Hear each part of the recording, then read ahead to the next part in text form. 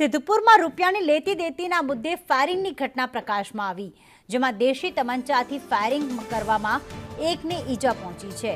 કૌટુંબિક ભાઈઓ વચ્ચે ચાલતો હતો વિવાદ, જેમાં હુસેન નાગુરીએ સાહિલ પિંડારા પર ફાયરિંગ કર્યું। ફાયરિંગમાં સાહિલ પિંડારા ઈજાગ્રસ્ત થયો છે। પોલીસે ગણતરીના કલાકોમાં જ આરોપીને ઝડપી પાડ્યા છે।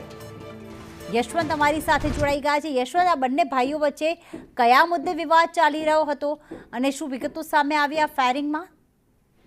ચોક્કસ બીજી જે રીતના સિદ્ધપુરના અંદર દેશી તમંચાથી ફાયરિંગની ઘટના બની હતી, બે ફાયરિંગની ઘટના બની હતી। કૌટુંબિક ભાઈઓ છે અને તેમની લેતી દેતી જે હોય છે તે લેતી દેતીના મંદુક થયું હતું ને જેના કારણે આ ફાયરિંગની ઘટના બની હતી। મોડી રાત્રે બનેલી જે સિદ્ધપુરના જે પુલ, જે પુલના નીચે ઘટના બની હતી અને જે સમગ્ર ઘટના હતી તેને લઈને પોલીસે જે બંને આરોપીઓ છે તેમને મુદ્દામાલ જે દેશી તમંચા ને 3 કારતૂસ છે તેની સાથે પકડી દેવામાં આવ્યા છે।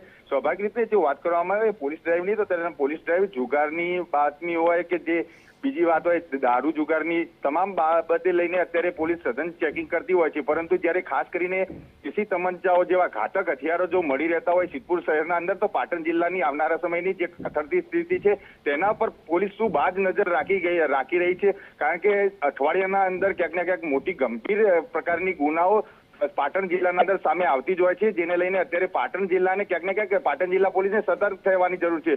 પરંતુ જાણે પાટણ જિલ્લા પોલીસ અત્યારે માત્ર ને માત્ર દારૂ જુગાર ઉપર જ ફોકસ કરતી હોય, બીજી ઘટનાઓ ઉપર તેમને રસ જ ના હોય તેવું અત્યારે પ્રીતિ સામે આવી રહ્યું છે। આભાર યશવંત તમામ વિગતો માટે।